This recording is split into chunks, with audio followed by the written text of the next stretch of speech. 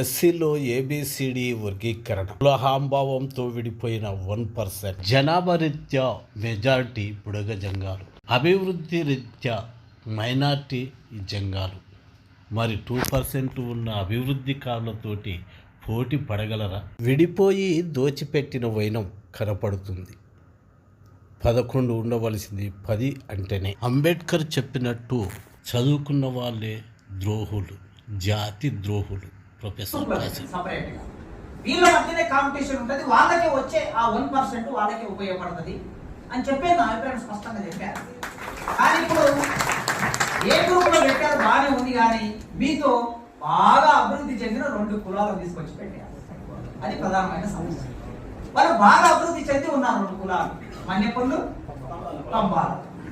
వీళ్ళు జనాభా లెక్క చూస్తే వీళ్ళు మొత్తం కొడితే ఒక 2000 జనాభా కూడా ఉన్నారు మొత్తం తెలంగాణ రాష్ట్రం. నాకు తెలిసి ఇంత తక్కువ జనాభా ఉన్న వాళ్ళు బాగా చదువుకున్నారు, ప్రతి ఇంట్లో చదువుకున్న వాళ్ళే ఉన్నారు. రేపు వాళ్ళ పిల్లలు ఒక ఉద్యోగం వచ్చింది అనుకోండి. ఇప్పుడు మనకు వచ్చే 15 ఉద్యోగాల్లో మీకు ఒక ఉద్యోగం వస్తుంది. ఏమి ఆ వచ్చిన ఒక ఉద్యోగాన్ని వాళ్ళే కొట్టుకొని పోతే రేపు మీ సమస్య, మీ వరకు ఉద్యోగం రాదు. అందుకే తల్లులారా, మీరు వాళ్ళతో పోటీ పడవలసిన అవసరం ఉంది. ఇప్పటికే ప్రొఫెసర్లు 2-3 తరాల ప్రొఫెసర్లు డాక్టర్లు అయిన వాళ్ళతో మీరు పోటీ పడవలసి ఉంది. నాకు ఆ ఏ గ్రూప్ లో పెట్టిన తర్వాత అనిపించింది, ఒరే నాయన వీళ్ళు మాతో ఉన్నా కూడా మేలు జరిగేదేమో అనిపించింది. ఓకే, ఎనీవే జరిగిపోయింది, చూద్దాం భవిష్యత్తు ఎట్లా ఉంటుందో. రేపు మళ్ళీ అన్యాయం జరిగినప్పుడు మళ్ళీ మనం పోరాటం చేయవలసిందే. కనుక పోరాటం సిద్ధపడడం, దానితో పాటు మీరు పోటీకి సిద్ధపడాలి. ఈ పోటీలో నైపుణ్యము ఉంటేనే మనం బతుకుతాం. ఏం నైపుణ్యం? ప్రభుత్వ ఉద్యోగాలు ఉండవు ఇక భవిష్యత్తులో, ప్రైవేట్ సెక్టార్. ఈ ప్రైవేట్ సెక్టార్లో మీరు జాబ్ చేయాలంటే మీ సర్టిఫికేట్ తీసుకెళ్ళి, సార్ ఏదో నాకు 10th క్లాస్లో 90% వచ్చిందనంటే ఆ సర్టిఫికేట్ ఇస్తే మీకు ఉద్యోగం ఇయ్యారు ప్రైవేట్లో. దాన్ని తీసి పక్కన పెట్టి అమ్మ కొద్దిసేపు కూర్చో ఇక్కడే అంటారు. కూర్చోబెట్టి వైట్ పేపర్ ఇస్తారు. వైట్ పేపర్ ఇచ్చి ఒక విషయం చెప్తారు. దీని మీద ఒక పేజ్ వ్యాసం రాయి. నువ్వు ఎట్లా రాస్తావు, ఎట్లాంటి వర్డ్స్ ఉపయోగిస్తున్నావు, ఎంత బాగా రాస్తున్నావు అనేది చూస్తారు. తర్వాత గ్రూప్ డిస్కషన్ పెడతారు. నాకు ఇంజనీరింగ్ లో 70-80%, 90% మార్కులు వచ్చినంటే ఇది కూడా పట్టించుకో. ఒక 10 మందిని కూర్చోబెట్టి గ్రూప్ డిస్కషన్ పెడతారు. ఆ గ్రూప్ డిస్కషన్ లో మిగతా 9 మందిని నీవెట్లా కన్విన్స్ చేస్తున్నావు, నీ వాదన పటిమతో ఎట్లా కన్విన్స్ చేస్తున్నావు అనే దాన్ని బట్టి నీకు జాబ్ ఇస్తారు.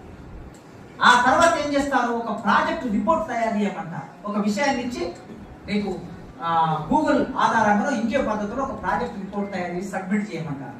దాని ద్వారా ఉద్యోగం ఇస్తారు. కనుక మంచిగా వినటం ఒక కళ. A great listener can be a great speaker అంటారు. అంటే మంచి శ్రోత మంచి వక్త అవుతాడని దాని అర్థం. శ్రద్ధతో వినాలి, మన శరీరాన్ని మొత్తం లగ్నం చేసి వినాలి ఒక విషయాన్ని వినేటప్పుడు. ఆ లక్షణాన్ని మీరు పెంపొందించుకోవాలి. 2వ లక్షణం, విన్నదాన్ని ఏం చేయాలి? చదవాలి, బాగా చదవాలి. మీరెంత బాగా చదివితే ఈ ప్రపంచాన్ని మీరు అంత బాగా శాసించగలుగుతారు. దాన్ని చదవటం 2వ లక్షణం. 3వ లక్షణం ఏంటి? మాట్లాడాలి. విన్నదాన్ని చదివిన దాన్ని ఏం చేయాలి? బాగా మాట్లాడాలి, మంచిగా మాట్లాడాలి. విన్నది చదివింది మాట్లాడిన దాన్ని ఏం చేయాలి? చివరికి రాయడం, మంచిగా రాయాలి. గుర్రంజేశ్వరం కవి ఉన్నాడు. రాజు మరణించెనొక తార రాలిపోయి, సుకవి మరణించెనొక తార గగనమెక్కి. రాజు జీవించే రాతి విగ్రహములందు, సుకవి జీవించే ప్రజల నాలుకలయందు.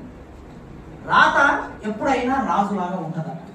ఆ రాజులాగా ఉండే రాత ఎంత బాగా రాస్తే మీ చరిత్ర, మీ తల్లిదండ్రుల చరిత్ర, మీ కులం చరిత్ర మీరు రాసే విధంగా మంచి గొప్ప రచయితగా మీరు తయారు కావాలి. ఈ 4 నైపుణ్యాలని మీరు రూపొందించుకొని భాష మీద మంచి పట్టు సంపాదించుకోండి, ఇంగ్లీష్ మీద పట్టు సంపాదించుకోండి, తెలుగు భాష మీద పట్టు సంపాదించుకోండి. దానితో పాటు ఈ సమాజం గురించి ఆలోచిస్తుండండి.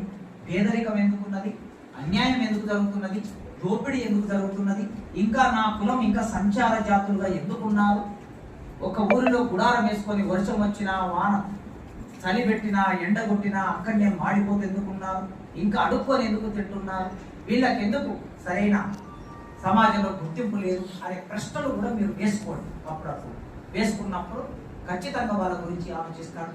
అంబేద్కర్ మన గురించి ఆలోచించాడు, మనం మన సమాజం గురించి ఆలోచించాలి. మనుషులందరూ సమానంగా ఉండాలి అని మనం అందరం కోరుకోవాలి. ఆ విధంగా ప్రతిభా పురస్కారాలు